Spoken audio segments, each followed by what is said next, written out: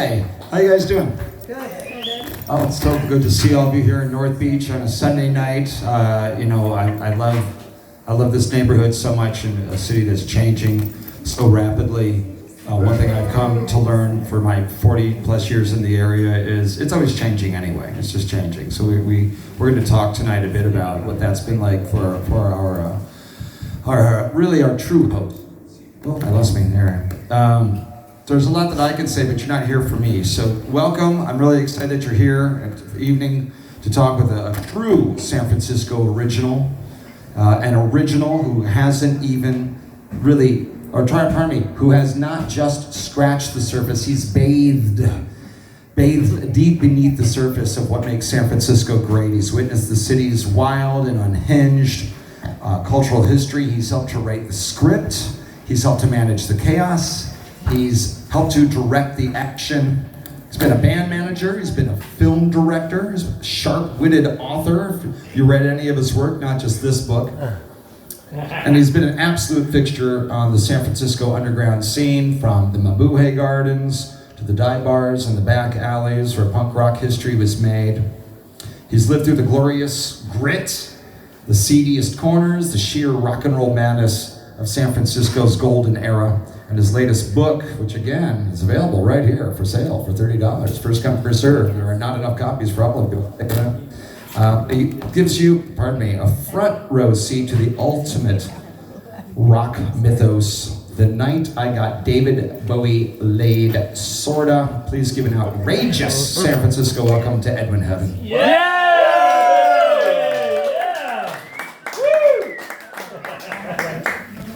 So, how you doing? I'm doing great. I'm so happy to hear it. So I'm all right. So happy Oh, you're you here. gonna do it? Yeah, I'm really happy you're Hold here. that up.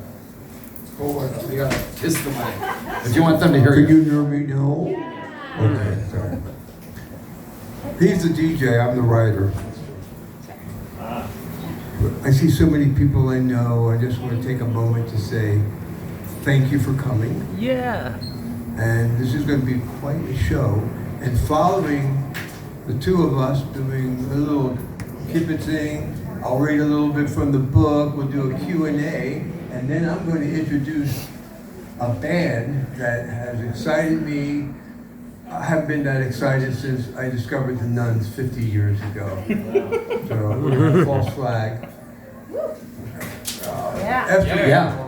False flag. We're going to take all the Yeah. chairs away, and you're going to go mosh pitting. Yeah. It's gonna be something.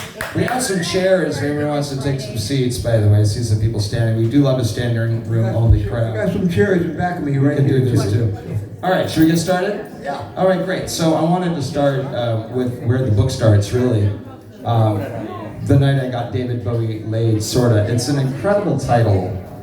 It's a title that really stands out. And one thing I'm thinking of as I read through your book is, man, this guy names names. He really does. It's like everything is out there in front. So can you tell us what actually went down that night when you took this guy out, and how much of this is classic Bowie magic versus pure San Francisco serendipity?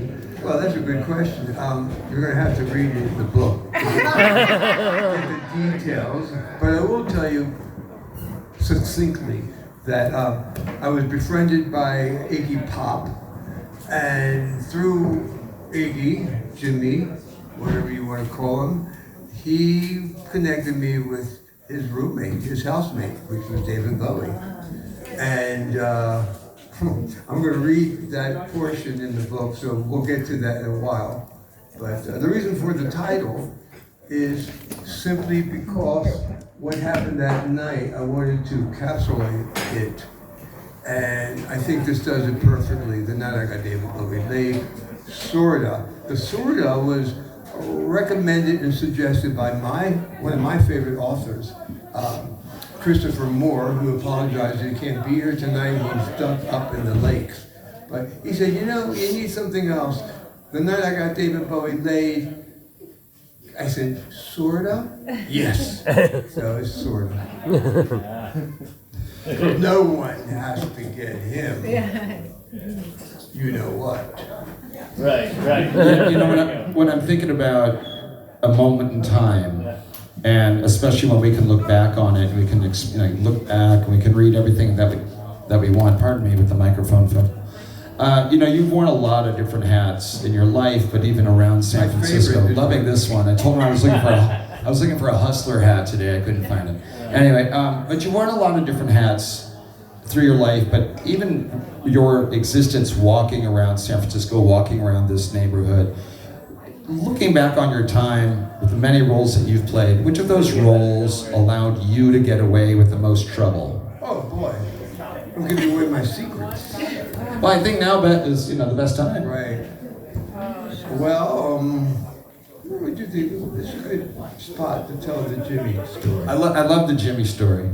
I got a little something that I never told anyone else, and I wanted to save it for these people who came early, and they're going to profit from it. So I had this, did you know there was Jimi Hendrix who connected me and who got me Howard the Duck? Isn't that amazing when you think about it? Because he was already past, he died in this 1970, and I got the call from Stan Lee in 1980. So how did that happen? I was going to interview him for a magazine called Listen, and it was all set up. I went to his motel. He always stays in a motel. He does not like hotel lobbies. And I knocked on the door. No ready answered the door. And he said, hey, you know what? I'm so sorry, but we're going to have to do the interview at the Spectrum. So can we do it? And I leaned over his shoulder, and there was Jimmy getting head. He was watching the Phillies play the Cincinnati Reds, and there was she looked like a blonde bobblehead between his. And he was moaning. I wasn't sure whether he was moaning about the game that his team was losing, or he was moaning because of what was going on between his legs. But nonetheless, we met up later on. That's a story in itself. It's in the chapter. And he did something which was amazing. He put me up on the stage so I could see what his point of view was. And I fell madly in love with being on stage in front of 15,000 people. I decided that I was going to move to California, and we did the Monterey Fairgrounds, which was where Jimmy got his big explosive break. And I went from the Monterey Fairgrounds to San Francisco, and I got a call from Warner Brothers. Would I be interested in writing commercials for Jimi Hendrix's posthumous album, which was produced by Alan Douglas. So I did a really couple cool commercials. Alan Douglas contacted me and said, have you ever written a screenplay? I said, no, but I've done like 100 TV commercials. So I wrote a script for Alan Douglas that landed in the hands of Stan Lee, and voila, it was Jimi Hendrix that got me that opportunity. Wow. Wow. And that was the trouble, because then you wrote Howard the Duck. Oh yeah, well we won't talk about that. Nothing but trouble. George Lucas did apologize to me, which was very big of him. That is very big of him. All right, I want to go back to North Beach, 1970s era, when the music scene was starting to get more attention. Mid-1970s, 76, 77, 78. Can you just tell us, kind of describe from your perspective, your point of view, 2 a.m. on any night? Yeah. Do I have to go into detail? Yes, sir, please. I don't think it's appropriate, but I hooked up with a band called The Tubes. Before that, I came to San Francisco after losing my shirt in Monterey, but I had a reputation, and the great, I use that word not loosely, Bill Graham decided he was going to give me the Fillmore West for a night, because he didn't want me to do any more concerts in San Francisco. So I did a benefit concert at the Fillmore. It got me kind of like a buzz, And I did another one at the Civic Center, the first rock concert there. And then my friend Ree Stiles introduced me to a guy that she was seeing named Bert, and I named them Sperm Whale. I did a poster of a completely naked, heavy-set woman, shot it with a fisheye lens so the band looks like they're looking out from under them. That got Rolling Stone Poster of the Year. Which caught the eye of a band that became the Tubes, and we got together and we brainstormed. I got involved with them. They were going to play at Winterland. It was originally going to be Todd Rundgren, but he had to cancel. I think it became Mahavishnu Orchestra. But nonetheless, I called it Bill, and I said, Bill, I see a billboard on the side of Winterland. Would you kindly let the boys paint something on it? You guys knock yourself out. And that was the beginning of my tenure with the Tubes. And I go one night, there was a young lady named Jennifer Moreau. And Jenny would call me, 2 a.m. Yeah, there she is right here, Jennifer. 2 a.m. I bring her back to my apartment with her girlfriend.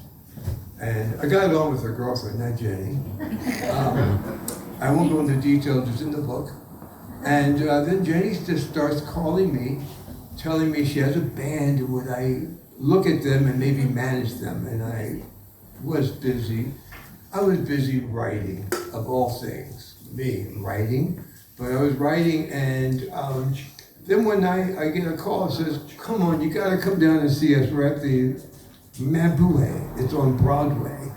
And we're opening for the Ramones. Well, I absolutely freaking love the Ramones. I saw them at Savoy Tivoli a year before, and there was like 20 people there. This is a bigger crowd than they had when they performed. And I went there, and the band went on, the Nuns went on, and from the very opening number, Lazy, I'm so lazy, I'm too lazy to fall in love, to the very last number, Suicide Child, I was mesmerized. And I walked backstage. I did sort of like a zombie step back there, and I said to the band, okay, I'll manage you. And we've celebrated, and we all forgot that the Ramones were playing. Right. So that was 2 a.m. But normally, after a Tubes concert, we did 2 weeks at Bimbo's. We did 2 weeks at Bimbo's, and I was working in an ad agency at the time, Pritikin & Gibbons, NW Air, and I had to get up in the morning, so I would get home like 2:30, 3 in the morning. I had to get up and be at the office like around 9:30, 10. I did that for 2 weeks. I was looking for something different, and that's when I got into management of the Nuns. I did it 1 year in 1977. If you ask anybody, in fact, there's a movie called Juno, and they argue about what is the greatest year in music, and they're arguing between 1977 and something in the 90s. 77 was the greatest year, I think, for music, because all of these great bands were coming. The Clash, Sex Pistols, the Ramones were first, so they were there like 2 years before everyone else. Debbie Harry, Devo. It just goes on and on and on. And it was the greatest year. And they were all playing small venues. So we were getting them to come to the Bowie. So if you want to know why the Bowie became the Fab Mab, it was because of the Nuns. The Nuns were making friends, and the Nuns were asking their friends to come play, and we had Nico playing there. So that was. So when thinking back about Tulip, come here. What are you doing, Tulip? She's good. Katrina's on the march. Oh, this is like a scene in The Wizard of Oz, where Toto leaps out of the hot air balloon. That's right. Where's the wizard? Here he is, right here. Here's the wizard. Here you go, honey. You can't do that, Tulip. Stick around, Tulip. So thinking about that era and what you were experiencing right then, and all these bands who were coming together, and this is the not just DIY, but it's right now. There's no roadmap, there's no blueprint for this. What were some things that happened at that time that helped set the roadmap for what happened in your life after, and for those who are closest to you after? Like what road were you able to get on because of the experience in 1977? Oh boy. Well, 76, I get a letter from an author who I really worshipped. I got a letter from Kurt Vonnegut, and he said, I don't know what it is you write, but I doubt that it's done badly. So that set me on a course to becoming a writer. In 77, it was just so much fun. First of all, I knew what I was doing. Most managers, I'm not putting them down, they just were like friends of the band and they started managing them. But I was creative director for huge accounts and the biggest ad agencies, J. Warder Thompson, McCann, Erickson. If you watch Mad Men, you know those names. And I was the creative director, so I knew how to get people to like something. I knew that if everyone was coming out with these little flyers with, like kidnap notes, advertise, crimes, great band, but I made sure that they looked like something a record company would want to sign. So I did big posters, and I got famous photographers to photograph them. This one alone, it was like a classic, right? And I just sold one for $500. I got one more left. Anybody want it? All right, anyway. Such a hustler. You don't need it. Books are $30. Come on up and get one. But, so I knew what I was doing. But, the band was not that manageable. Because, they're punks. They were really punks. Sweet. Jennifer Moreau, God bless her. I thought she was extremely talented. Alejandro Escovedo, he's proven to the world that he's one of the top musicians, songwriters. But the thing with the Tubes were they had like tour support, and they surrounded themselves with artists. So someone would make the 18-inch platforms for Quaalude. Someone with Prairie and Michael would paint the sets. With the Nuns, you had to be really careful. They didn't want it to look too much like toothpaste. So I had to walk that thin line. And then after they were booked on the Sex Pistols show, I decided this would be a good place for me to step away, because I don't see myself being, I idolize Brian Epstein, who did it, Malcolm McLaren, but his style and my style were completely different. I tried to make my band comfortable wherever they went and make sure that if they went into another city, we made sure that by the time they went on the stage, everyone was excited. I would take my 20% commission and I would put it back into radio commercials, because radio stations weren't going to play their music because they were punk rockers. So I would buy a commercial and I would say, this Friday the 13th, go to the Mapuche, you'll get lucky. And then I would play like 45 seconds of Suicide Child. And now they have airplay. So now when people came to see them perform, it was like a hit. But it was just, so I knew these little tricks, these things. Right. We play a lot of punk on Radio Valencia. They do. RadioValencia.fm. We have an app, get it.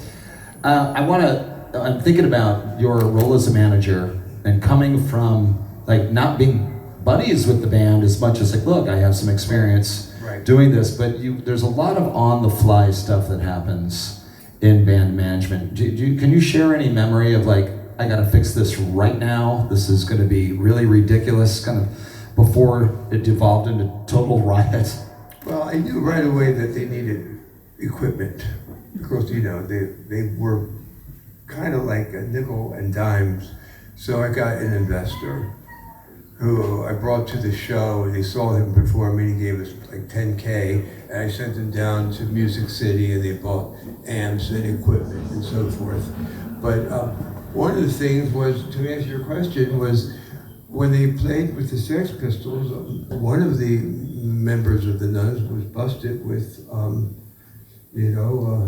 Sex Pistols, and who, as we all know, ends up killing himself, right? Supposedly killing his girlfriend, which I doubt it. And Alejandro knows more about that because he was staying at the Chelsea Hotel at the time, and he knew the details. But I'll stay within my windmill. San Francisco had a pretty dark edge But at how did that it get him time. out? Oh, you want to talk? You want to share that? It was 2 a.m. Oh yeah, do that. I'm managing somebody.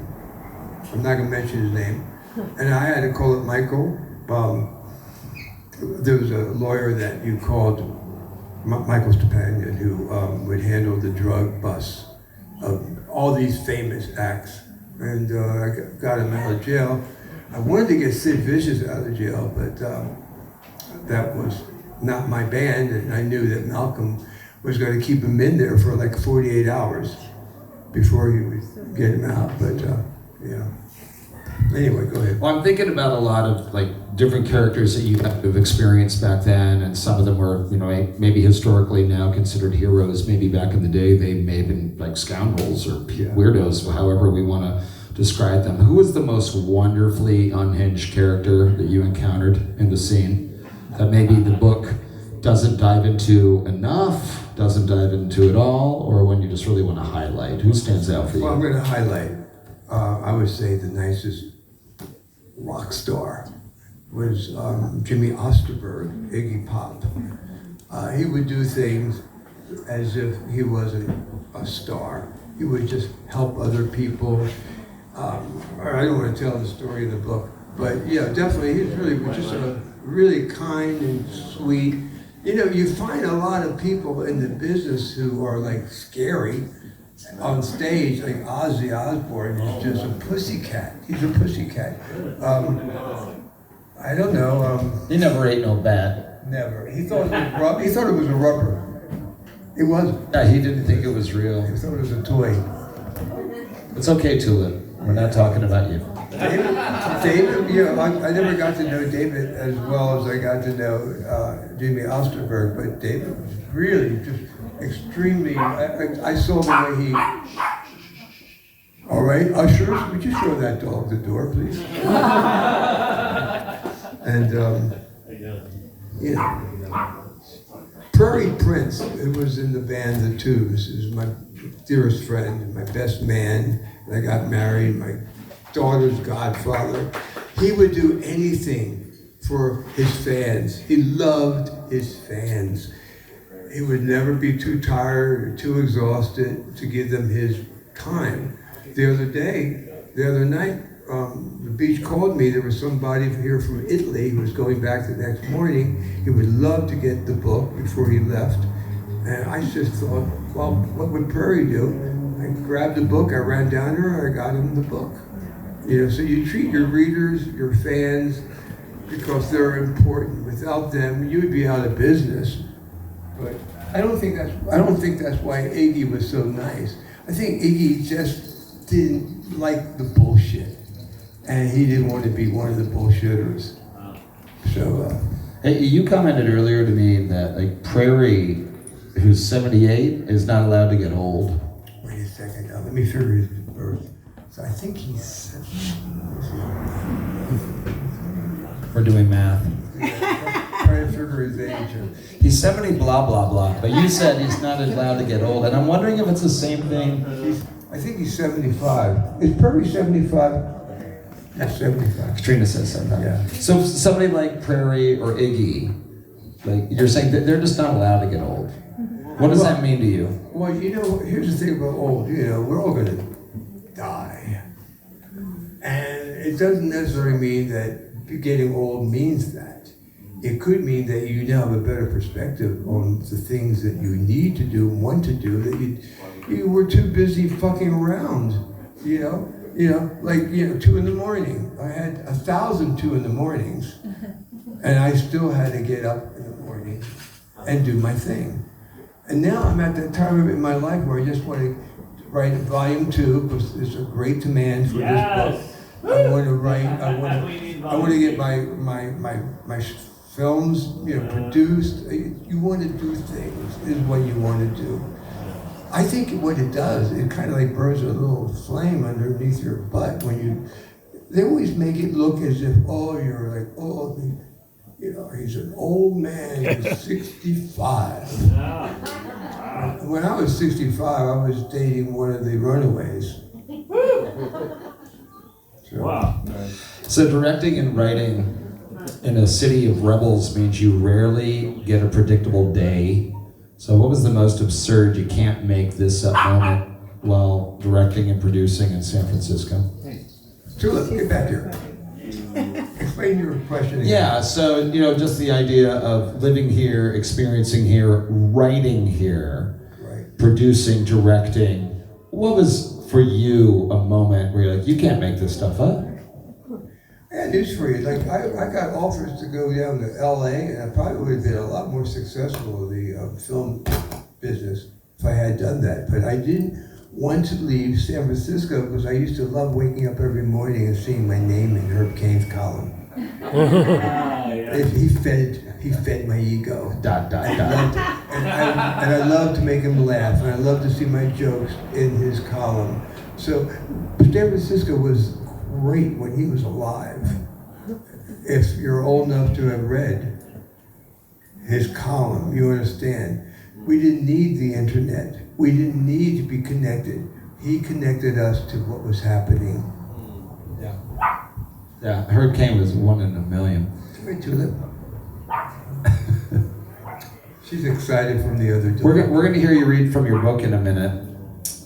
But looking at today, 2026 versus this Wild West era that you wrote about, what's the one piece of old San Francisco and the beautiful soul that you miss the most? Oh, gosh. The restaurants. The restaurants were great.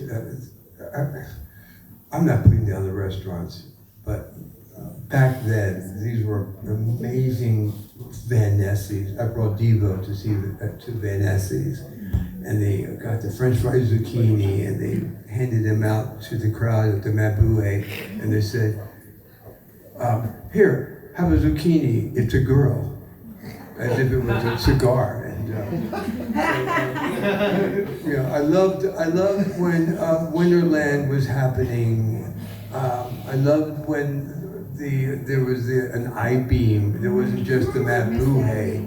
The Matt Bowie was the greatest because it was crazy because Dirk Dirksen, who I go into in the book, Dirk, he knew what to do. He was a performance artist, so he acted like a jackass. And he would just call everyone morons, and he loved it.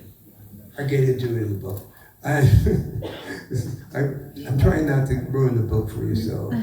But yeah, I love San Francisco still, but at the same time, you can't look back. We're like snails. We can't move backwards. We got to move forward. So the reason why I wrote a 400-page book was that I'm moving forward, but I'm using the shell. Right?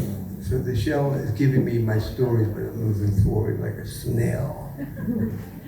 Before Edwin reads a portion of the book, just a reminder, we do have some books for sale. They're for $30, and once they're gone, they're gone. This is all that we have tonight, so come on up when you have a chance. You'll sign books.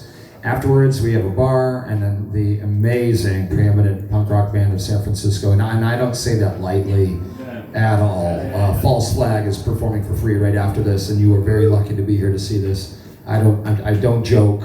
I'm totally serious. This is a band that you're going to say, holy crap, I can't believe I saw them play it at the beach. This band's going to be massive. And we love them. We love Cody and Pretty and Strong. They're so incredible.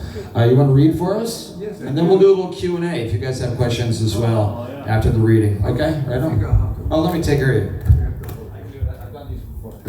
I've worked Yeah. on microphone once or twice. What happened to the microphone? Just keep recording. No, once it's on, it's over. You're gonna take? Do I have to lean over to talk? I like them leaned.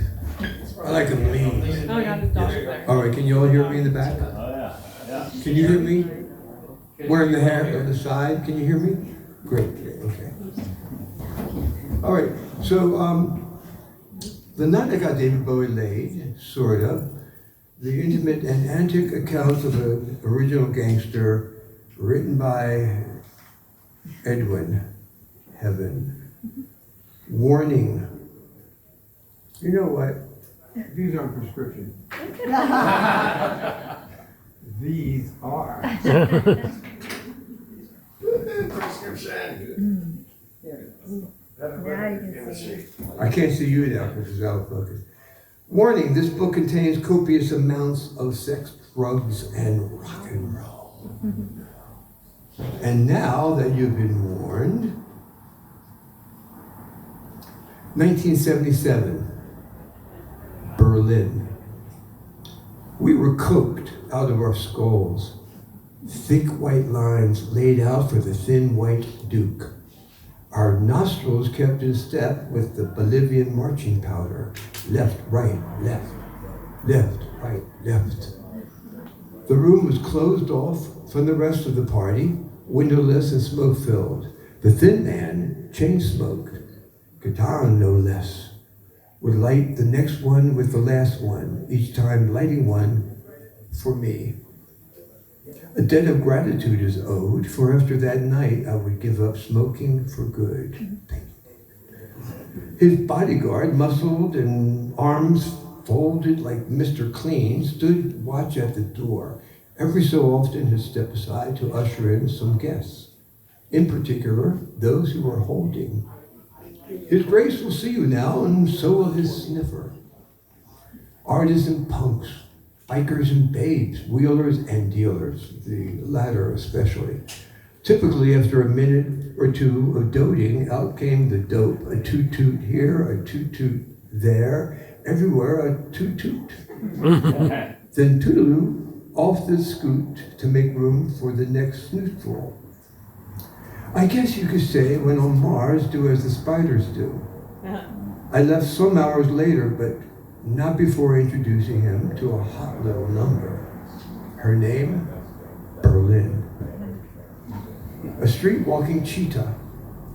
Earlier that evening, the message light on my answering machine was blinking as if it had a tick disorder. The remedy was simple. I pushed play. "Edwin," said the easy-going baritone, "David's at the Mabuhay. Get your punk ass down there." Beep. It was a familiar voice. I hit rewind. Yes, just as I thought. It was the voice of a street-walking cheetah. So the likelihood that the David mentioned was the one and same David who had recently toured with him. So no need to put a ray gun to my head. Quicker than you could say freak out in a moon age daydream, my punk ass was down there.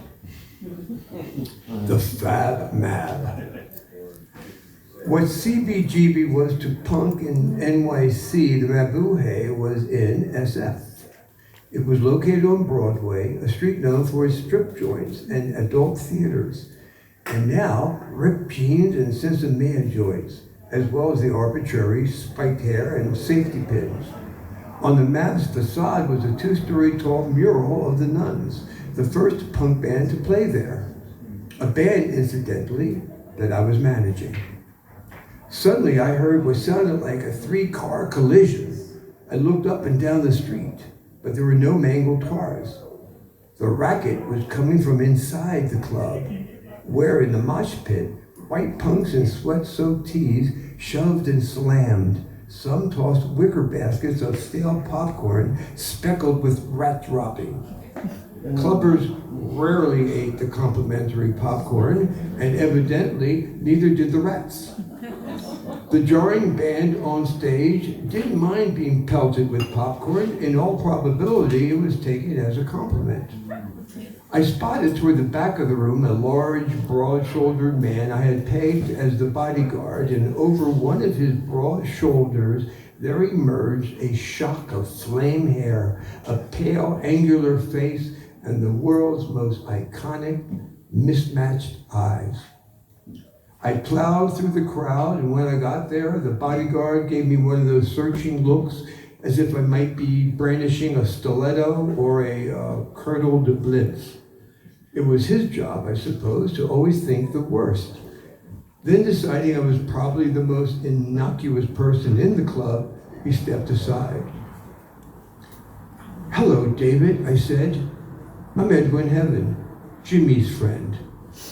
Jimmy, of course, being James Osterberg Jr., a.k.a. Street Walking Cheetah, a.k.a. The Idiot, a.k.a.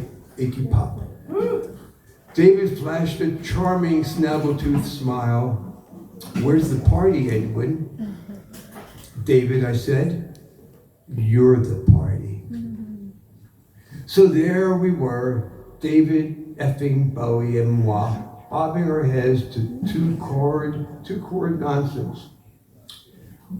So when the 4/4 pounding finally stopped, I turned to David and said, "Methinks it's time to fucking party.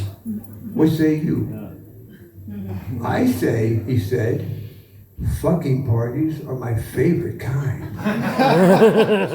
I laughed. "Okay, hang tight, gonna make a call, be back in a jiff." "A whiff?" "Yeah, David," I said, taking the hint. "That too." I made my way across the clammy crush, dodging thrashing arms and splattering beer to the office of Dirk Dirksen, located, not surprisingly, near the box office's cash register. The call was made to Super Joel, who owned an art gallery of considerable size and reputation, and was quite possibly the coolest place in the city to throw a last-minute party. And we were going to fucking party like it was 1999, or better yet, 1977. Yeah. Fabulous. So before we get to the Q&A, a reminder, books for sale, come on up. Edwin will autograph after. The bar is open as well. False Flag is going to be performing soon. Can't wait for that. But we would love to open the floor up. Anybody has any questions for Edwin? I have many, but I talk too much. There we go. Well, he just wants drinks and books. I love it. Anybody have a question? Did I see a hand? No? It's just, yeah. Did you see David Bowie before? He was in New York when the Twin Towers fell, and I think, he was there, and then he got cancer.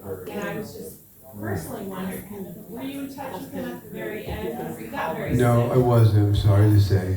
Yeah. I wonder if that was from the Twin Towers falling. No, in fact, I saw David the first time he came to San Francisco with the Spiders from Mars, and it was Winterland. It was only 1/3 full, and I was blown away because the story's in the book. But I was a big fan following his Hunky Dory albums, and I was a believer that he was going to make it gigantic. And I had a band called Sperm Whale that somebody from the Chronicle wrote a review of their performance, and it said, "Hype can't help, Sperm Whale." And it was kind of cruel because they were really good, but they were loud and they were kind of punk way before it was cool to be punk. And he said, "Oh, and by the way, to show you how little their manager knows about music," he said, "some guy named David Bowie is going to be as big as the Beatles." No. I got the last laugh. Yeah, I'm curious. Oh, you have a question? Go for it. Pam Morrison. Oh, don't give that away.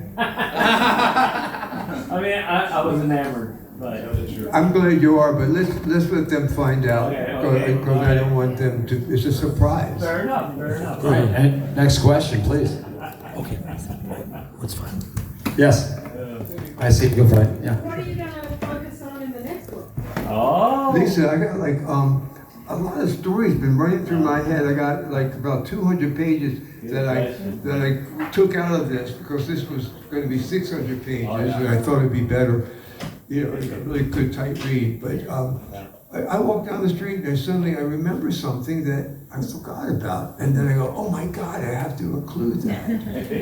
And a lot of stories, what's funny is that usually sequels suck. Unless it's The Godfather too, right? Kill Bill. I don't think Kill Bill is a sequel. I think he just cut it in half. But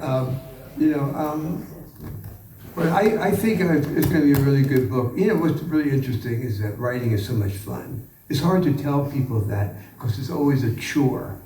Oh man, you gotta write this. Oh hell, I can't wait. When I sit down at that typewriter, I look at the letter that I got from Kurt Vonnegut. It's on my wall. And then I look at a letter I got from Philip Roth. I got that bang, bang. I go, oh yeah, I gotta continue doing what it is I like to do. Because if you like doing what it is you do, you'll be good at it. There you go. Yep. My question. I grew up a couple of blocks away from Winterland as a little kid on my skateboard, my mom used bike.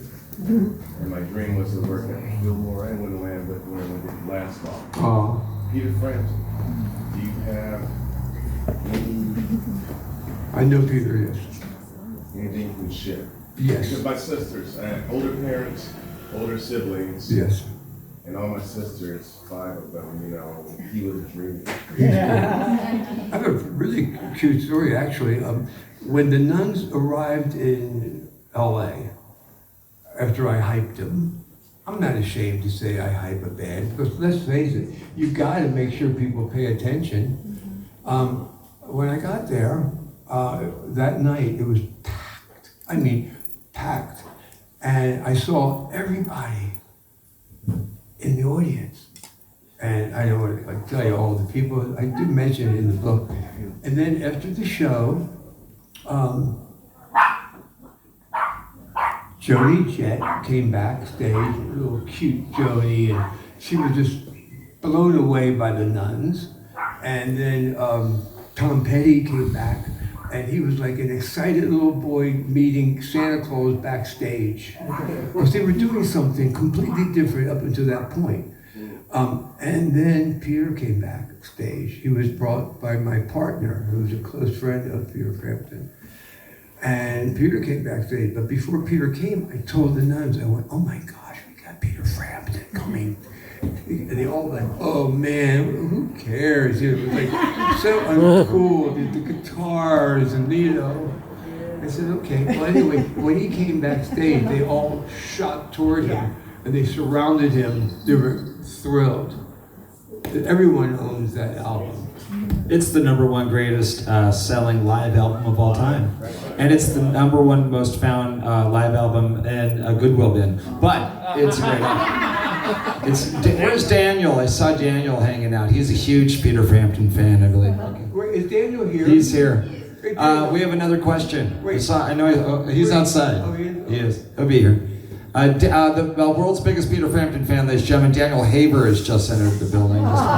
Did you wear the shirt? Hey, Daniel. You didn't wear the shirt tonight. Daniel, you should have been recording me reading that chapter, because, he and I are doing an audiobook. And I've completed the book. But now he said, well, we have to kind of redo some of the chapters. And then he has to edit it. And hopefully it will come out while Nipper is still listening to the RCA Victoria. Wait, let me ask you something about recording a book, by the way. When you were doing the recording of this, did you add anything or did you just read it verbatim? I just read it. You didn't add anything extra? No, the way I did it was, first of all, to do your own audiobook is no piece of cake. Yeah. So to get ready for it, I listened to Woody Allen reading his books. And he is so great. And of course he'll stutter because it's his personality. So I just would do it, and then Daniel would go, let's do that one again, and I'll do it again, and we'll do it again. And then we did it so that he'll know that the 2 or 3 before the good one, he is going to cut. And then he disappeared. I don't know where he went. He's right there. No. You feeling okay now? You feeling good? I got the city up my ass. Oh, All right. So I'm talking talk about other things. What's our next question? I can see it right here. Right here, please. Yeah, hey Edwin. This is my new friend. Yeah, we met a couple of weeks ago in Washington Square Park.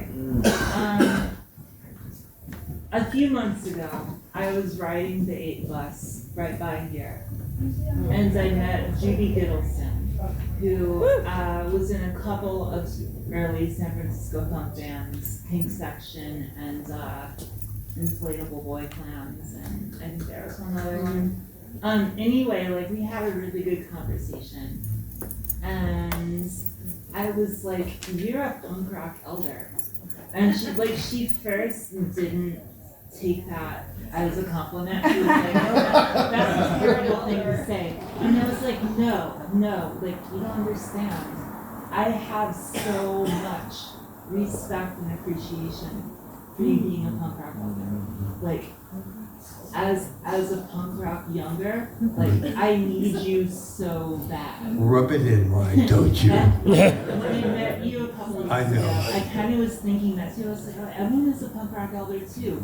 The thing is, most of us have grown up in a world where we have been told that punk rock is dead, and we don't believe it, but we still get told that all the time. And truthfully, like sometimes it's hard to find the punk. So I want to ask, what does it mean to you to be a punk rock elder, which I see as like a keeper of the flame of what punk is? Okay, well, that's a good question, first of all.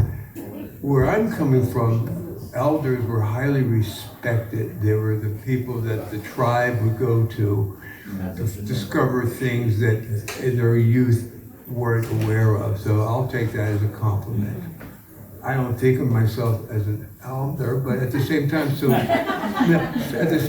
I wish that all the Ramones became elders, right? I wish that all the nuns were elders. They all passed except for Alejandro, and Jim, and I keep getting hair in my mouth.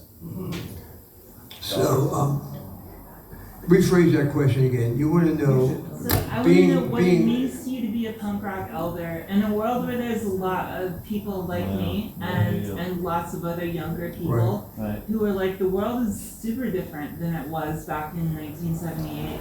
But It is, like totally. that same vital impulse where we don't want to be constrained, we want to create, we want to like push through what is trying to trap us and express ourselves and be vital and powerful and live our goddamn lives. I understand your question. Yeah. One reason why I asked False Flag to come here, because False Flag is 50 years after 77, right? Give or take a half a year.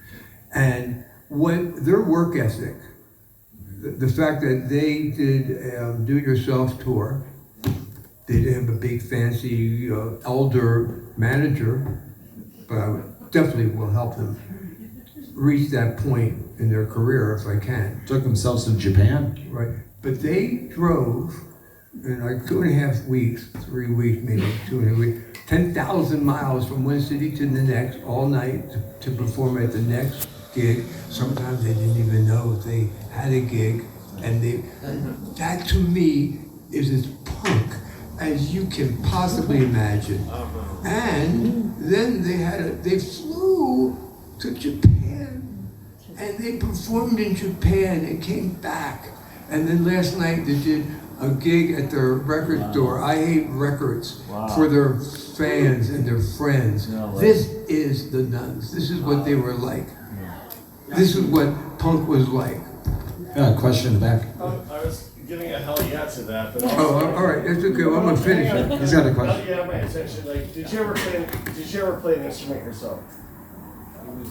Well, I was asked that question once, and I answered it. I played the electric typewriter, but now it's not. Now I can't do it. I can't like bite it on. But I gotta tell you something. It's a good question, because back then you had a lot of reason to be a punk rocker, right? In fact, Ms. Schmaltzer would tell you that it was the 1977, 78 punk rockers that stood up and made people pay attention when Moscone and Milk were shot, and politics suddenly changed in San Francisco. The wealthy started to take over, not the caring, right? Harvey cared. George Moscone cared. He was just a servant to the people. God bless Harvey. Yeah, and so it really was easier back then to be a punk band, because if you listen to early music and you listen to Velvet Underground, if you enjoyed listening to Question Mark and the Mysterians, Oh, hell yeah. Link Ray, who was like banned from the radio because he had an instrumental that was sexy, right? Rumble. It was just one of these things where punk was quick, no long guitar solos. That's why they were down on Peter Frampton. But we turned that around because he was glowing that he was there too. If you're a musician, you will appreciate all music. Like, I love listening to bands from the 30s and 40s and the 20s, and we had that ability because we had older parents. So when I was growing up, my parents were like, World War II. And I knew what they liked, and they introduced me to their music. And then the Tubes had a song that they wrote when I was managing the Nuns. The song was, "We were punks before you were punks." It was a joke, a comedy thing. So there was always punk rock band. You look at Iggy Stooge and the Stooges. You look at MC5. So much was going on. I think that when I met you and I saw that you like this music, I was thrilled because I want to see you when you see False Flag. A lot of people go, oh, it's loud, or it's quick, or it's just sort of like you can do it. You don't need a $100,000 record contract to go in and have produce. Hey, look, I know Brian Eno, one of the great producers, and Brian likes all music. Yeah. How good was Roxy Music, right? David Byrne. So anyway, by the way, I have a little thing in my book that you might like if you start to buy it. But the little thing in my book was that I say not every rock star did recreational drugs. Right. And one night, David Byrne and Brian Eno came up to my apartment on Kearney Street, No way. and I heard them in the kitchen chopping, and I thought for sure they had like a chunk of coke. They were chopping. They were chopping Oh my God. raw ginger. And we had ginger tea, and we got high off ginger tea, and we listened to Jackie Wilson and Bobby V and Gene Pitney. Wow. Not the Beatles, not the Stones. We were listening to the original, pop stars. Wow. So there are no snobs in punk rock. Although I will tell you that during '77, a lot of bands didn't like other bands. A lot of people go like, because I was manager of None, it was like, yeah, all right, fuck you. Yeah. We're the sleepers, right? Hey, did y'all ever get a chance to meet Eddie Hazel before he died? Who? Eddie Hazel, guitar player, P-Funk. I did not even know he died. That was a while ago. Yeah, he's been gone a few years now. Yeah. Yeah. He was. Well, if you make a list of everybody who's dead, you will find out. That's all I know. Yeah. But by the way, after the band plays, there's a poet in this room, and after they perform, he's going to come up and read one of his poems. His name is Diego De Leo. That's me! Hi, So, I wanted to do that. We got Howie Whitehouse there. Howie. He's like one of the coolest dudes we know. That's true. I love Howie. Yeah. We're gonna go. I saw a few more hands. Did you have a question? Say. Can we just settle the debate once and for all. Where did punk rock originate? UK or US? And actually, it's funny you asked that because I was going to ask something incredibly similar about like the East Coast, West Coast, and and of course the battle. Johnny Lydon would say that they started it in England, and so where do you say? What was the argument? The Ramones went to England, and then all these kids watched them, and they became the Clash, the Sex Pistols, X. That was what happened. The Ramones, they were the Pilgrims. So NYC went to after the came country. back in West Coast. No, I gotta. Oh, you want to hear one of the poems real fast? We're going to hear a poem right now. I had to do this. Come up here. All right, and then I'm going to introduce. Diego.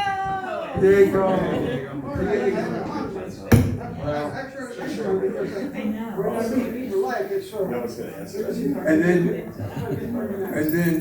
pretty and strong. Can we get the false flag, Cody, pretty And then, strong? We're going to take all the chairs that you're sitting in, you're going to fold it and just move it over, and we're going to clear the mosh pit. Yeah, we're going to clear the floor. And remember, the books are for sale as well. Yeah, I want to see a long line of people here buying these books. Then we'll do the book signing. All right, Diego. All right, the title is The Happiest Thing. The happiest period of your life was in your mother's womb. She did everything for you. Aristocracy at its best.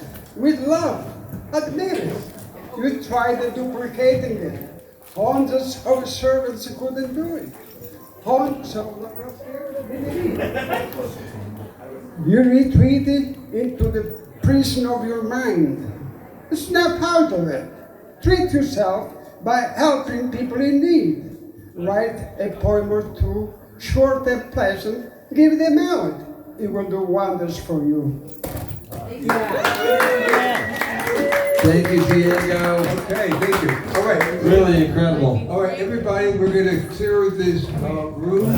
Yeah, we're going to get these chairs out of the way. I would like to say that when I first saw the nuns, I was excited.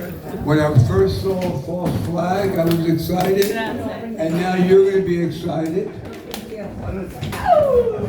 Yeah, this is a real treat. You guys are in for a real special performance with False Flag.